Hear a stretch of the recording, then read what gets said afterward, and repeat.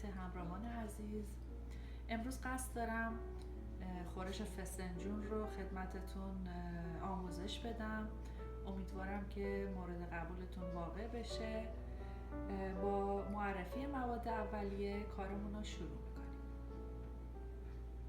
مغز گردو نیم کیلو آسیاب شده، مرغ یا کوفته قلقلی، هر کدوم که مایل هستید، ولی من در اینجا از مرغ استفاده کردم. به تعداد افراد یا به اندازه‌ای که مایل هستید.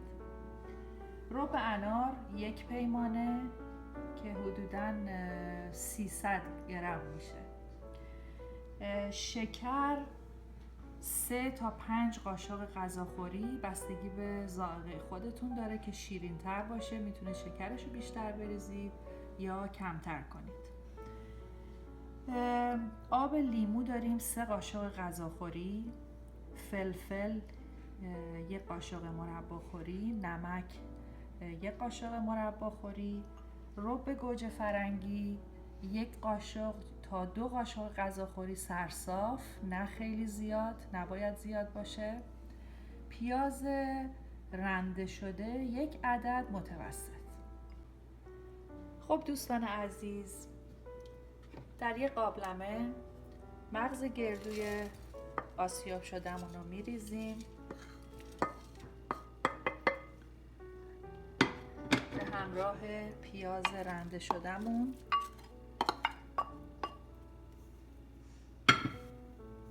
و 3 پیمونه آب.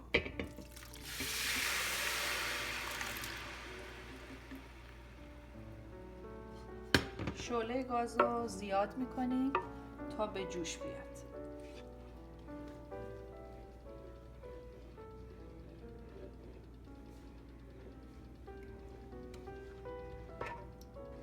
این ساده ترین روش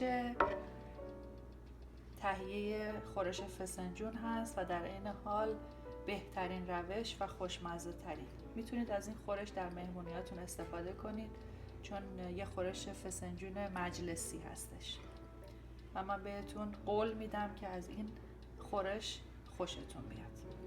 خب منتظریم تا این به جوش بیاد تا بقیه کارمون رو ادامه بدیم. خب دوستان عزیز، همونطور که میبینید گردو و پیاز رنده شدهمون رو به همراه 3 پیمونه آب گذاشتیم تا جوش اومد.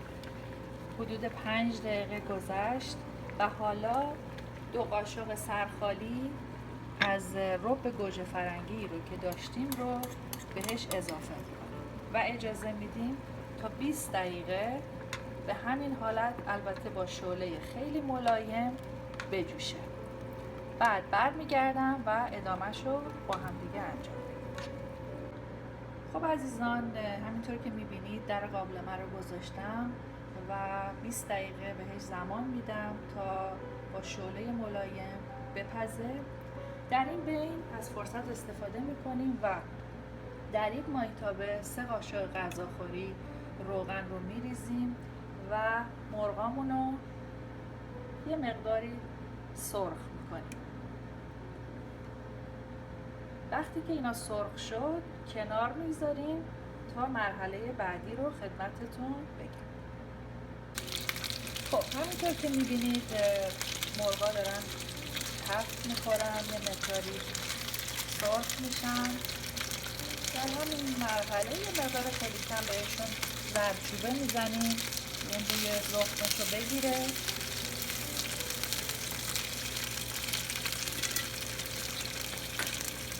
خیلی کم، همین هم.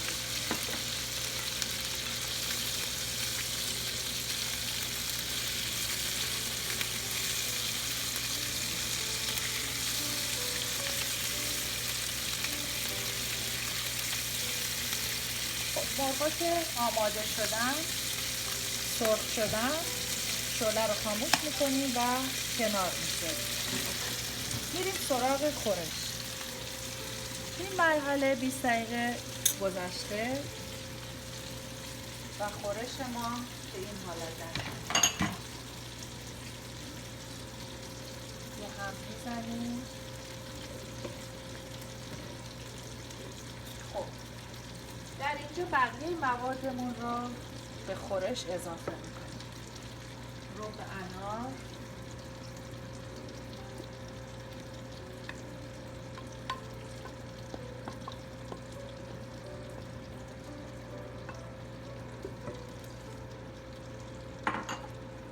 نمک،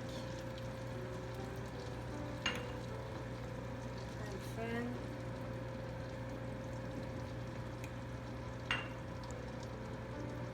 آب لیمون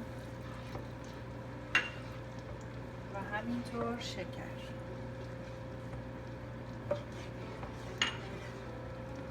مقداری هم میزنیم تا همه مواد با هم دیگه مخلوط بشه.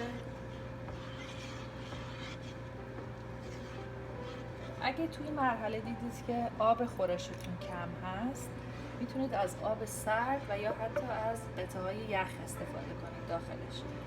آب گرم به هیچ وجه نباید داخلش بریزید. خب این خورش رو میگذاریم تا بجوشه و جا بیفته. حدود نیم ساعت دیگه در خدمتتون هستم. خب عزیزان، همونطور که می‌بینید من داخل خورشم چند قالب یخ انداختم.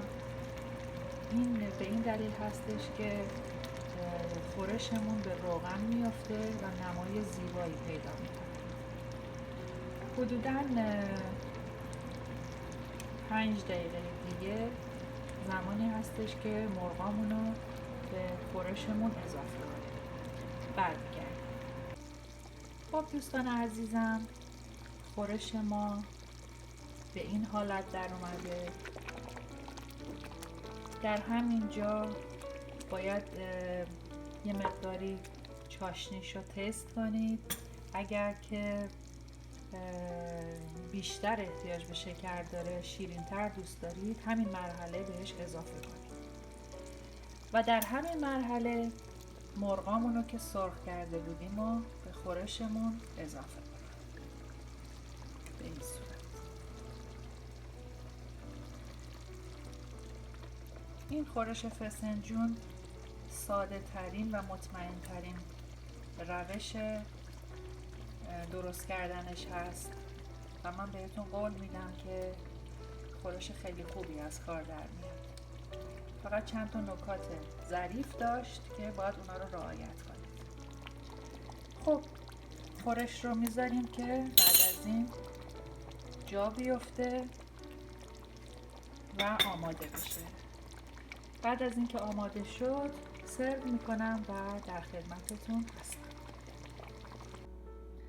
خب دوستان عزیزم، همونطور که میبینید خورش فسنجونمون آماده شد و اون رو به همراه پلو زعفرونی قالبی سرو کردم. امیدوارم که این غذا رو در منازلتون تهیه کنید و در کنار خانواده از خوردنش لذت ببرید. خیلی دوستتون دارم. اگر از این برنامه خوشتون اومد لطفاً اونو سابسکرایب کنید و به دوستان و آشنایان خودتون معرفی کنید. ازتون ممنونم. تا برنامه دیگه و غذای دیگه شما رو به خدای بزرگ میسپارم. خدا نگهدار.